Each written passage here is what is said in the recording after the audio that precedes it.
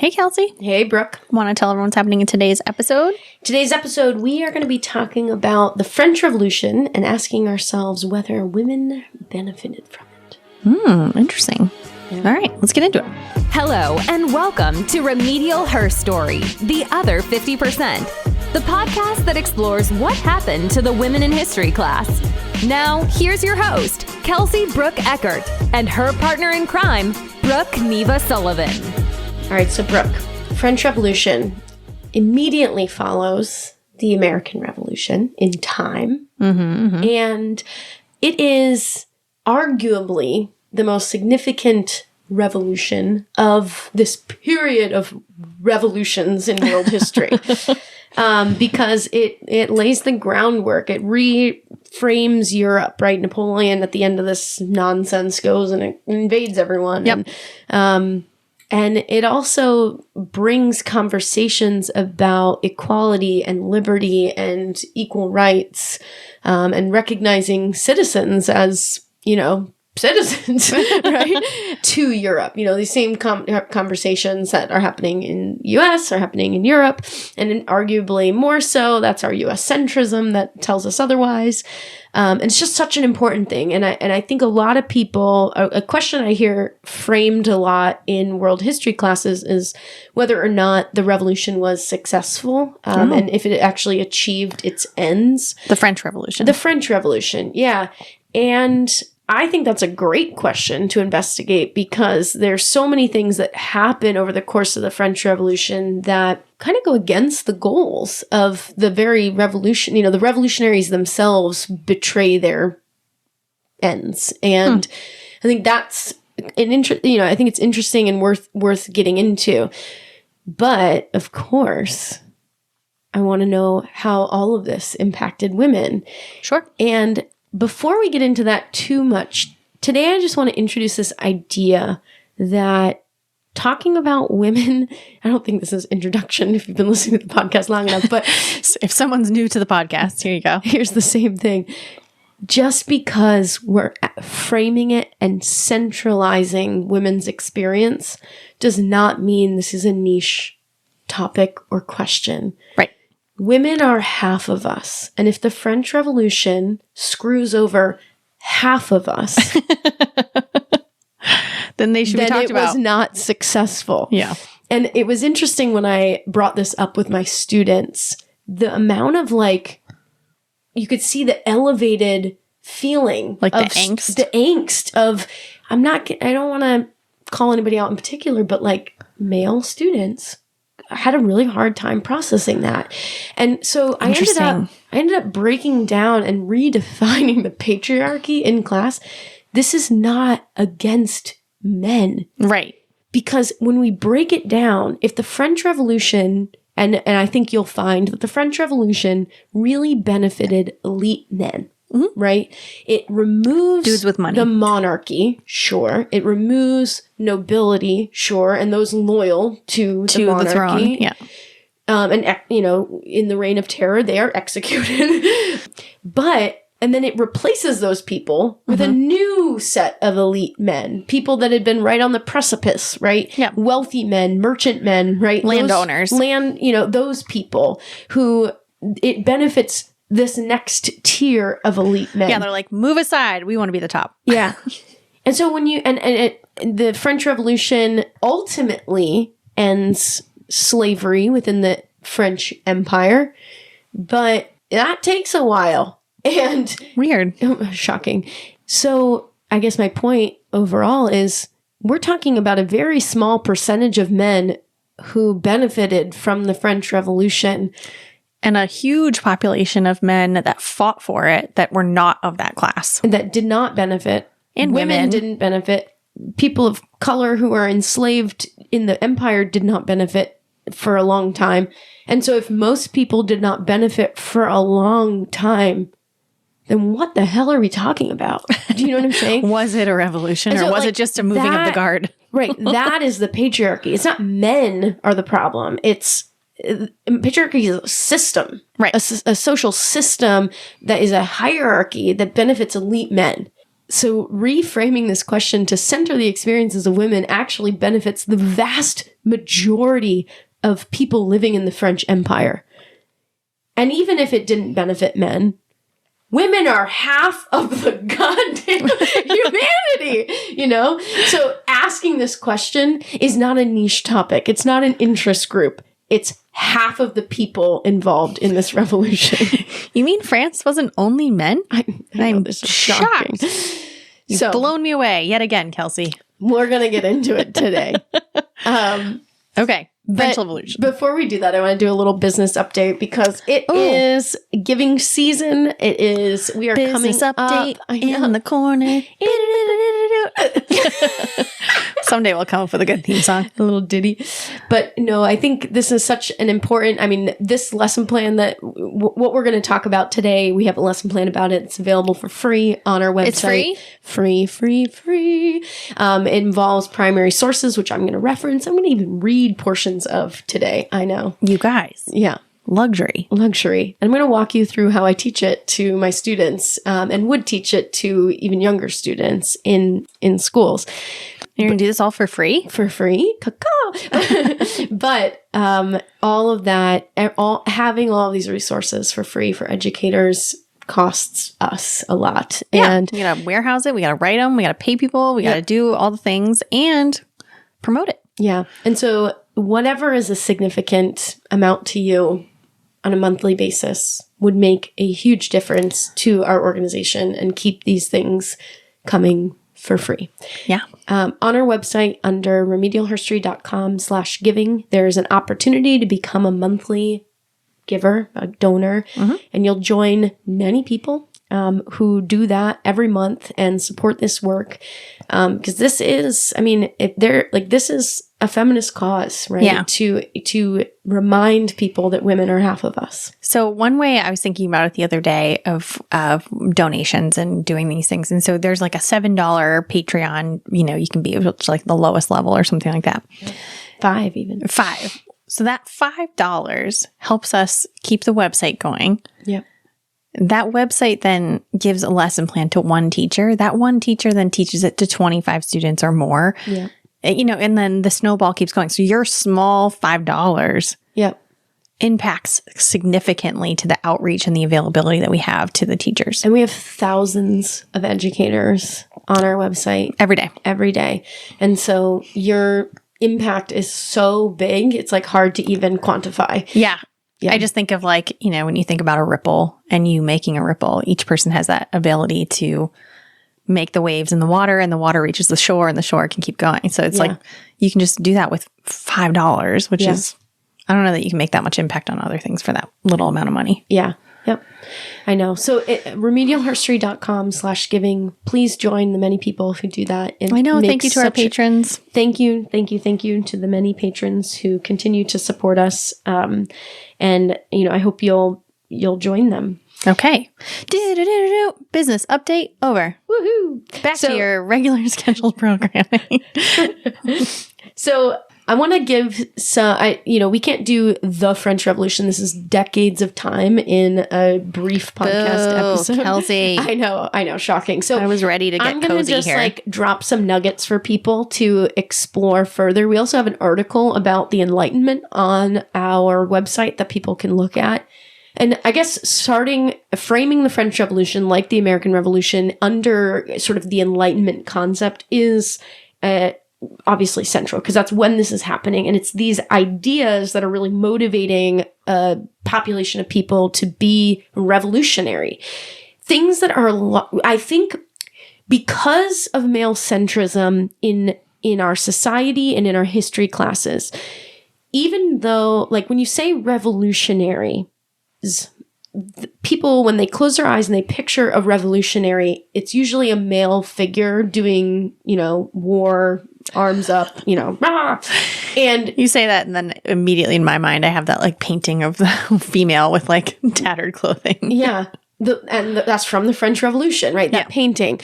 So that painting actually is a great way to sort of begin liberty, that woman leading the people in the French Revolution, is a way presenting that image and actually calling out her gender and and specifically calling out that this is a woman, this is a female figure doing it, is significant. And to contrast it with other images that we've talked about, like, you know, the Manifest Destiny painting, that woman is symbolic, right? She's representing westward expansion, US imperialism, that sort of thing.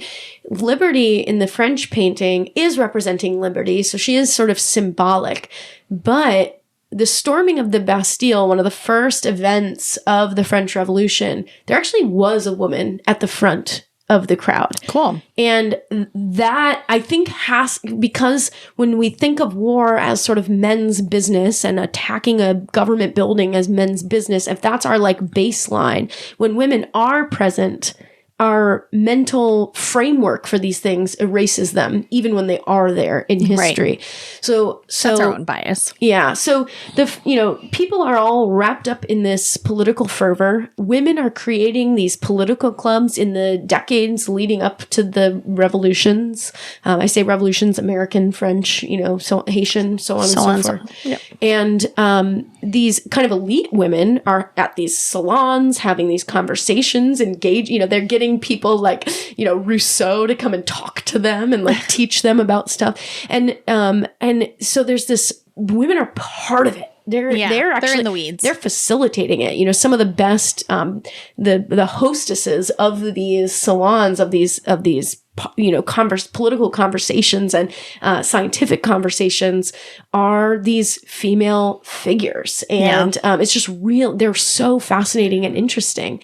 Well, and they also have a high level of influence in their home with their husbands who they're, trying to charge up as well. Yeah. And then there's a long list of women's political clubs that are being formed in France in the decades leading up to the revolution, and then definitely during the revolution. So women feel part of it. Mm-hmm. When, after the Bastille is stormed and men in the French Revolution create a list of demands, they form an assembly, essentially a Congress, and they say, we have these demands that the government recognize a Congress of the people, of the citizens, of the lower classes. And we want a substantial vote in government affairs, right? And in creating policy, tax codes, all of that stuff. And the way it was there was these three estates. So the clergy, the nobility, and then everyone else, who represented like 99% of the population. And they all had an equal vote, right? So the clergy, who represent like less than 1% of the population, get a vote. The nobility, who represent less than 1% of the population, get a vote. And then the rest of them got one vote, right? And that's just a really unfair system. There's a great political cartoon, all men, of course, but the cartoon that I love to use to introduce the French Revolution to my students, because visuals are key and so helpful and speak louder than words, is this cartoon. Brooke, you've got it in front of you. What's happening? There's this little old man. I think he's holding a paintbrush, looks like, or a cane. What is that? It's a plow for working the land. Plow. Yeah. Okay, so he's hunched over and sitting. Yeah. So like he's hunched over like he's playing horsey, and there's like two childlike figurines with their men, they're adults, sitting on top of him like they're riding a horsey. Yeah, so this poor old guy representing, the common man. Okay, so he's common. Tattered. And then the people on top, there's one with a gray wig, so I'm imagining clergy. Yeah. And the other one has very ornate clothing, which I'm imagining is royalty. Yeah. Yep. So, and I think it just illustrates how they are, literally riding on the backs of the poor. Great imagery. And I think it just explains the conditions of French people during this time. And I also love this as a hook to introduce the experiences of women, because so no women had feelings about this. No elite women benefited from this. It's even funnier at the garb that the men are wearing, because it's very feminine to us in our modern sense. Yeah, in our modern minds. Yeah, but yeah. Yeah. So that's the situation, and it's bad. I mean, the French backed the Americans in the Revolution, and and they sent us supplies and people, and General Lafayette. And that tanked the French treasury. And it did. And then when they asked for help for us to go over there. We're like, but we just survived ours. Yeah, right. Sorry. So they are in a debt crisis. And instead of looking to the clergy and the nobility who owned the vast majority of the land to fix it, they created an unfair tax code, shocking, and put it on the people. Just like sounds so reminiscent of the Tea Party. Yes. There's also some, kind of an environmental crisis that occurs. It's kind of a cold period, and the crop didn't grow. And so there's a bread crisis. And one of the most significant events of the French Revolution is when a group of women organized. I say organized because there's sort of this idea that it was a spontaneous, like, let's just go. And like they do that to women all the time, as if women can't. Like, have you ever seen women organize? Like, they are the most organized people ever. They don't spontaneously do anything. Majority of the title event planner is held by a woman. Right. HR. Female. Yeah. So I've yet to meet an event planner that is male. These women organize themselves, and one of them has a drum, and they march through the streets of Paris banging this drum and create essentially a bread protest. And they are gathered, throngs of people join them, men included. Is this in Paris? In Paris. And they march to the Palace of Versailles, which is a long way to march a crowd of people. If you've never been to Paris, it's not exactly in the city. Yeah. So they are marching all the way out to the palace, where the king is basically in hiding because of the tension that is in the air, and his family. And they arrive at the palace and they demand an audience with the king. And the king lets a few women come in. There's an interesting story. One of the people selected to go meet with the king and share the position of the mob is a teenage girl who apparently, when she sees him, faints because she's just like, oh my God, it's the king, and like is done. It's like a celebrity. Yeah. I don't know why they selected that person in particular to represent them. But well, she's probably the number one fan. Maybe she had a shirt that she wanted him to sign. I don't think so, because she joined a mob of people that were very angry. I know, and she was like, if I join this mob, I'll finally get to meet him. Was she like a Swiftie or something? Yeah, totally. It's definitely a Swiftie fan. That's funny. Well, so we have a first account of that story? Oh yeah. Cool. So there's lots of resources about that. So how does the bread riot end? So it's actually very successful. They get the king to come back to Paris. That's one of their demands. Like, you can't hide in your villa, your estate out here. Like, no. Come back to Paris and deal with the people, So they get him to come back. That's one success. The other thing is they... Sorry, and who's the king at this time? I'm blanking. King Louis the 16th, and he's married to Marie Antoinette. That's right. Let them eat cake is her famous. That she never said. That's kind of not a real thing. There's some debate about whether she actually said that. But so he's the king, and he and his family return to Paris.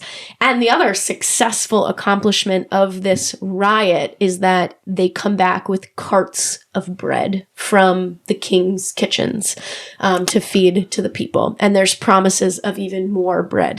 So things seem... Would you say that they're no longer sour about the dough? Stop it. And the riot was over? Oh, my Lord. So I can't with you. So the... bread riot is successful, but things are still really tense, and the king is also in this really challenging dynamic, because the nobility have a vote, the clergy have a vote, and he's trying to get the clergy and the nobility to make some concessions to the people. They're not on board, and he is... Oh, interesting that he was even trying to make concessions. He is trying to make some concessions. I'm not an expert on like all the things that he did or could have done, but I do know that there are attempts on his behalf to meet the needs of the people, and honestly, he pays a huge price, which we'll get into. The revolution... I'm gonna skip a lot in time here for the sake, but things continued to be tense. peasants in the countryside take up arms against the nobles that are local to them. There are, sort of like smaller armed conflicts. And eventually the king and Marie Antoinette try to escape to Austria to be with Maria Theresa, or to be where her family is from. Maria Theresa is her mom. Maria Theresa is dead at this point. But we do have an episode on Maria Theresa that folks should look back at from season 2. And so they try to flee and they're captured en route. And this sort of begins a new period of the French Revolution. So there's sort of this like tense, skirmishy, negotiating-y period. And then there's this period known as the Reign of Terror. And it really begins with the capture of the king and the queen and their children, and them being put on trial, tried for treason, and executed by the guillotine. Yikes. And, crowds of people come and cheer for the execution of the king. And then months later, the queen. And I can't even imagine what it would have been like to be Marie Antoinette in this prison, knowing your husband has just been executed. And and she's grown up in privilege. She's grown up in a life of luxury, never knowing what the people have experienced or why they hate her so much. Right. And also like not the person in power. Yeah, it has nothing to do with this other than being married to this man. Yeah. Her life is complicated and interesting, and not to say that she was a great person, but just like that would have been awful. But also to kill off any of the heirs too, which was a big moment as well.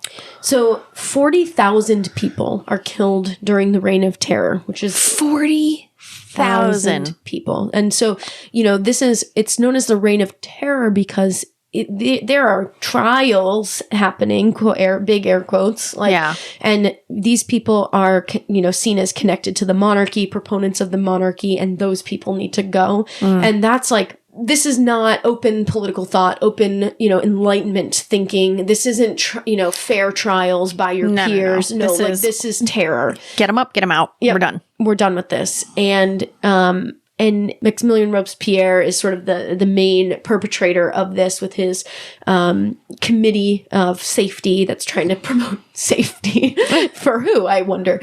This is sort of under the Reign of Terror is where, I mentioned, like, we've got women's political clubs. We've got women leading the charge on the Bastille. We've got women leading the bread riot that results in the king coming back to Paris and getting bread distributed to the people, the families that these women are trying to feed, right? Reign of Terror is the end of that for women. It's the introduction of terror for women. And it is a huge turning point for women largely. In the middle of the revolutionary period, the men issue a Declaration of Independence, essentially, Declaration of the Rights of Man and Citizen. And one of the women revolutionaries at this time is a woman named Olympe de Gouges, and she's a figure who has been so lost. Say that name again. Olympe, like Olympia. Oh, Olympe. Olympe in French, oui. And de Gouges is her last name. Okay, so I'm with you. Okay, so Olympe de Gouges, right? You gotta let it go. I can't. So funny. Do you speak French? Clearly not. No. Okay. Olympia. I know how to ask. Should I say Olympia just for your Americanization? I took French all through high school. All I know is how to ask to go to the bathroom. Okay. So that tells you about my French experience. Okay. Olympe de Gouges. De Gouges. Oui. Oui. Okay. Pommes frites. She issues the Declaration of the Rights of Women and Citizeness. Citizeness. I've never heard it feminized that way. Yes. Well, in French and Spanish, you must have feminine accente. Yes. I got you. Oui. So if the Frenchmen plagiarized the American Declaration of Independence, she basically copies their list of grievances against the king and says, yeah, all that stuff for the ladies that you're asking for, but for the ladies as well. It's also a massive, this document that she publishes is also just this feminist call to arms. She ends the document with this short passage. Women, wake up. The tocsin of reason sounds throughout the universe. Recognize your rights. The powerful empire of nature is no longer surrounded by prejudice, fanaticism, superstition, and lies. The torch of truth has been dispersed, and all the clouds of folly and usurpation. Enslaved man has multiplied his force and needs yours to break his chains. Having become free, he has become unjust towards his companion. Yes. So she's saying these same men that are asking for their freedom have now become unjust towards the women, their companions, who are right there next to them. She says, "Oh, women, women, when will you cease to be blind? What advantages have you gathered in the revolution? A scorn more marked, a disdain more conspicuous. During the centuries of corruption, you only reigned over the weakness of men. Your empire is destroyed. What is left to you then? Firm belief in the injustices of men." It's powerful. So there's a bit more to it, but it is a powerful, powerful document. Lint Hunt republished this in a collection of documents called The French Revolution and Human Rights, a brief documentary history, and you could collect that there. You can also get it in our lesson plan. Also living in this time is perhaps the most famous feminist thinker of the Enlightenment period, which is Mary Wollstonecraft. Oh, yeah. She's an English woman who is living in France because this is where all the women's political thought is happening. All the salons are, all of that. Well, and it's more of a liberal state than what the UK is at that time, too. Yeah. I mean, there's so many interesting thoughts art, and literature. Women are reading at a ferocious rate. And she writes a really important document. Yes. She writes a really important document called The Vindication of the Rights of Women. This document is a bit different. You know, Lampe de Gouges is advocating for political equality for women. Mary Wollstonecraft is like steps behind that in terms of where like her forward-thinking feminism in that she's sassy. She is sassy. She says, "My own sex, I hope, will excuse me if I treat them as rational creatures," right? So she's like, please, like, can we just be like, accept that women are rational and, can move on here. But so she is sassy. I don't want to say that she's not, but she's advocating really basically, and there's more to it, but can we just educate women equally so that they can participate in these democracies? What a novel idea. Right? Because if you're not educated, it's really hard to have an educated vote. It's hard to justify that. So we need in these societies, if we're going to have these more enlightened societies, women need educations in them. And so she's living in that time. Mary Wollstonecraft, when the Reign of Terror happens, flees France. She gets the heck out of there. Well, yeah. She's like, not my more. No. Not my zoo, not my monkeys. Right. So I think that illustrates just how scary this time was for women who were political thinkers. Lampe de Gouges gets a bit trapped. In the government in 1793, they begin to discuss all these women's clubs and these political women, and the entirely male government gets together and decides, should we keep having these women's clubs? And I'm sure we can all guess how that goes.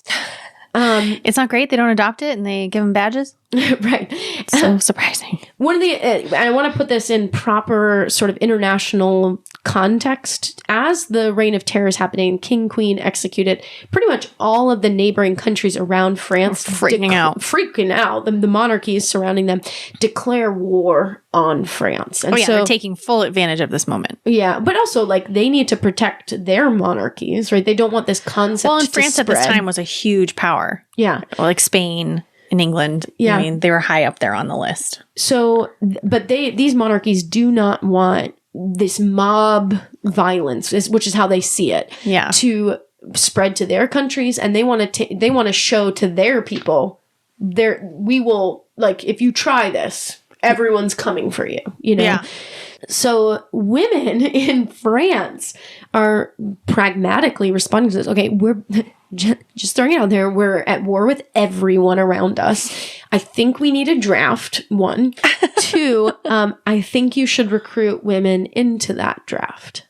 Let women fight on behalf of the revolution. and arming women soldiers. So this is like how progressive women's ideas are in this time. So some women's political clubs are talking about arming women soldiers. So Jean-Baptiste Amar proposes a decree that basically would cease and silence all women's political clubs.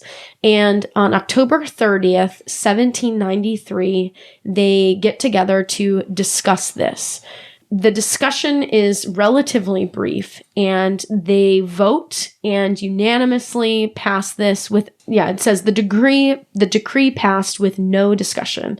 And it basically is the end of women's political clubs and involvements and participation, because they're not invited to be at the assemblies. They're not invited to whatever. So that's 1793, squashed. All this amazing thinking that women were doing.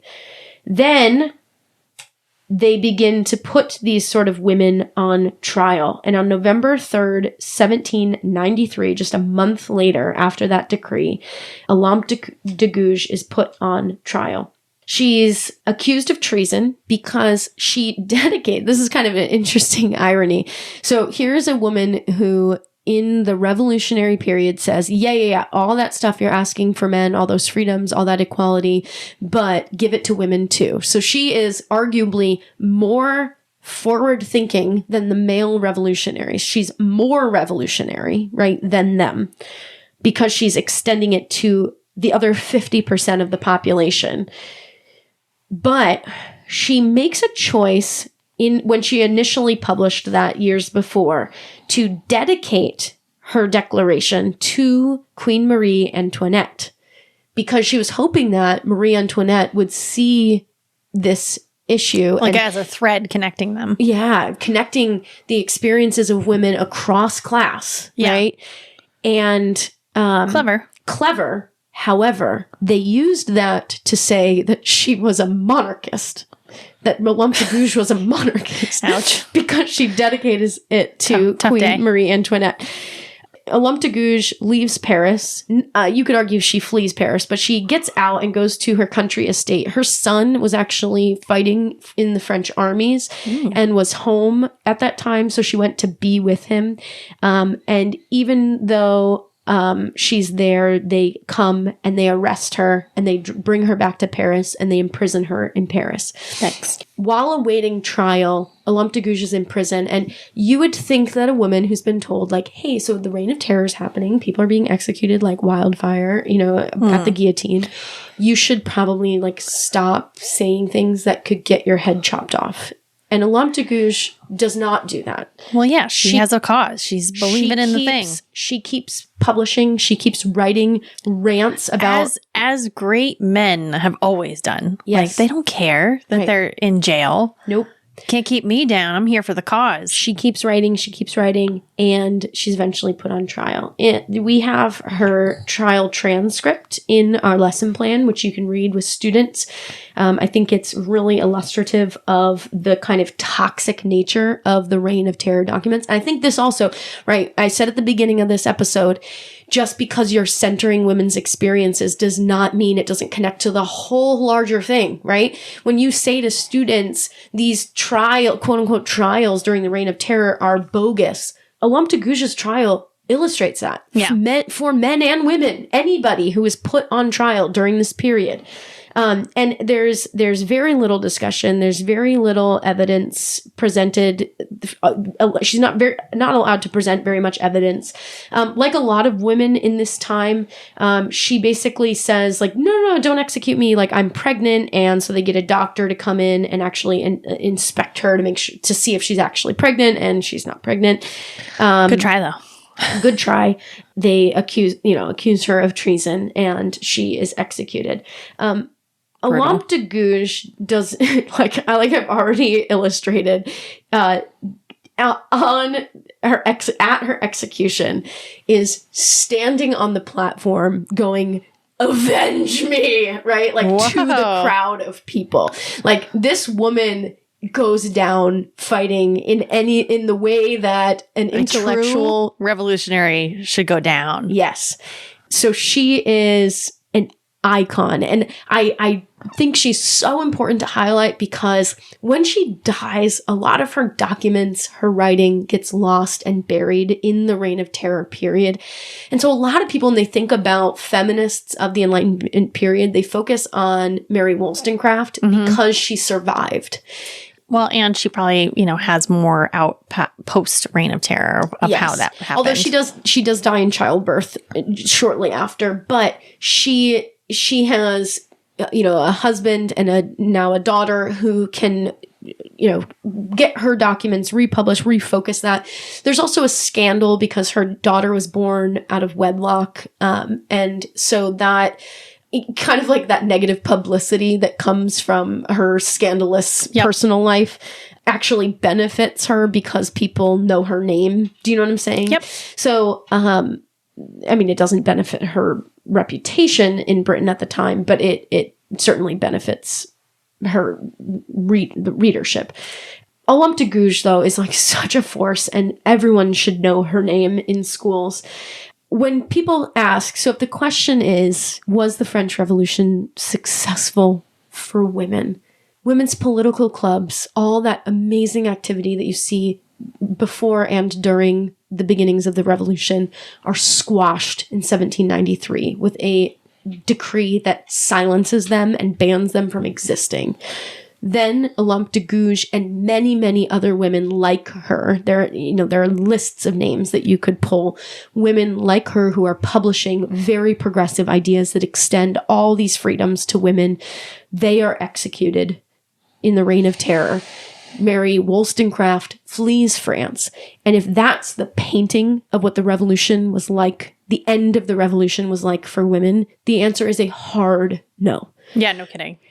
Many people who've studied the revolution know that about a decade later, this chaos continues. Napoleon comes to power. There's many events that happen in there. So a decade later... I was like, wait, we're going that far? Okay. Yeah. Napoleon comes to power in a coup and seizes power, declares himself emperor, and that could be, you could point to that in a general sense as the sort of end to revolutionary ideas, because we're not really in a democracy anymore, right? We're in an empire with an emperor who is, all powerful. And if you look at paintings of Napoleon when he becomes emperor, like he just looks like a god on this throne. Gosh. He takes France to war against their enemies, and he, invades everybody and, tries to get all the way to Moscow, and eventually is defeated there, mostly because he runs out of supplies and food, and people die in the cold of,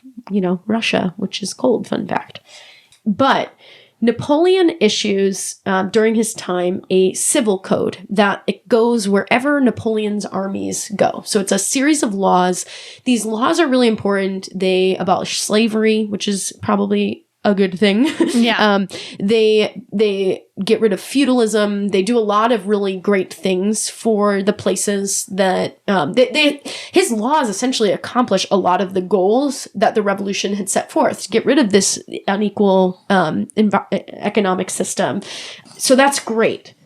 But when you center it on women's experiences, the code of laws does something that does not exist in the United States. So if you contrast his code with the U.S. Constitution or other things where women's status is incredibly vague, right? Right. There's no mention of women in the entire U.S. Constitution. They refer to man regularly. The pronouns used are he, him. Right. So you can read between the lines with who the founding fathers meant. But, he, him, man are also used as universal terms. And so later when women are demanding their rights, that's the argument made by most people. And that's generally what's accepted today, is that when they say man is made, blah, blah, blah, blah, blah, they mean mankind, right? Citizens. And obviously that took American suffragists decades to accomplish, but that the ambiguity of that is what allowed American women to eventually get their rights. So the Napoleonic codes could not be more different because they pinpoint women's subordination. Okay. Whereas in the US, women's subordination is vague. In France, that is not the case. It's very transparent. Yeah, it's very transparent. So there's a section that says of the rights and respective duties of husband and wife. They, mutually owe each other fidelity, succor, and assistance. The husband owes protection to his wife, so that's a plus. But the wife owes obedience to her husband. That's in law. That's in law. Ew. So if you are not obedient to your husband, there's a law that says you have to be. Yeah, good luck. Okay? She is obliged to live with her husband. So if her husband's abusive, she has to live with him under law. Okay? If he's manipulative, she has to live with him under law. She has to, quote, follow him wherever he may think proper to dwell. The husband is bound to receive her, to furnish her with everything necessary for the purposes of life. So that means like you food, can like clothing. just imagine these men creating these things. They're like, this is great. Women will be psyched about this. Yeah, because we're going to protect him, feed him, clothe him. What's the problem? Like what else, what more do they need? Yeah. And I know that in the U.S., I don't know if this is true in France, but in the U.S., there is an expectation of men that they are furnishing, clothing, and feeding their wives. And there are ways that when like women can, if they can prove that their husband is not doing that, they can get money for it. Wow. Which is that. So that's a plus, right? Because that is, it's built into the law as well that husbands are bound to they have to do that, right? That's part of the contract. It says the wife can do no act in law without the authority of the husband, even if Yikes. she is the public trader. So if it's her business, She can't conduct it without a man. she can't he has to be the legal signer on everything. You can imagine marriages at this time. Ugh. The business deals that you'd be doing. It's like, Yeah. well, yeah, if I marry her, she has a shipping company. Yep.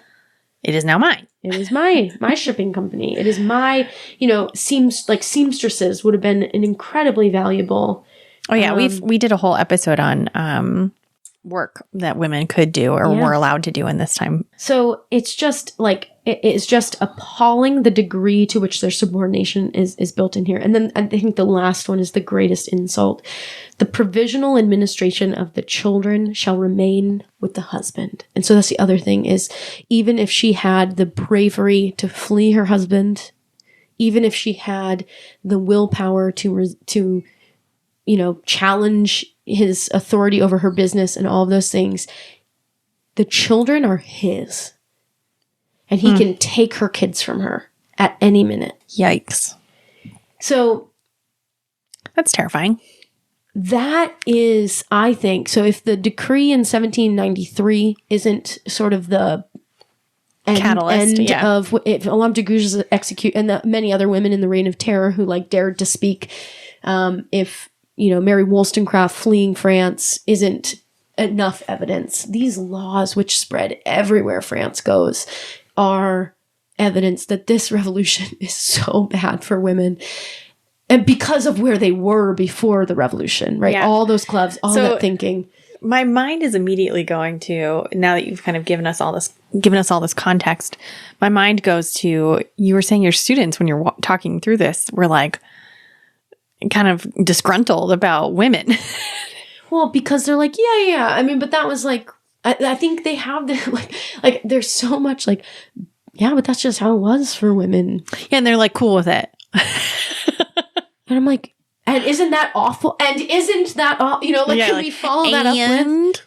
Yeah, stretch it. And contrast it with British women, American women. This is worse. Oh, yeah. This is worse.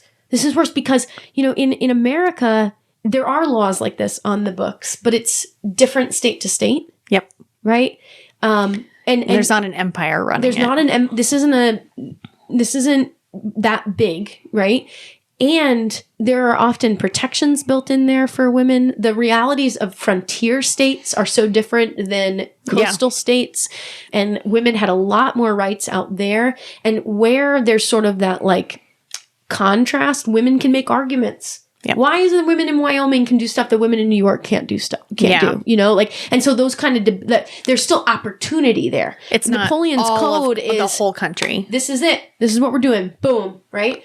And these codes stay in place into the 20th century. Yikes. French women are among the last women to get the right to vote in world history, or in Western history. And that they just do have universal childcare. Just saying. Well, there's a win.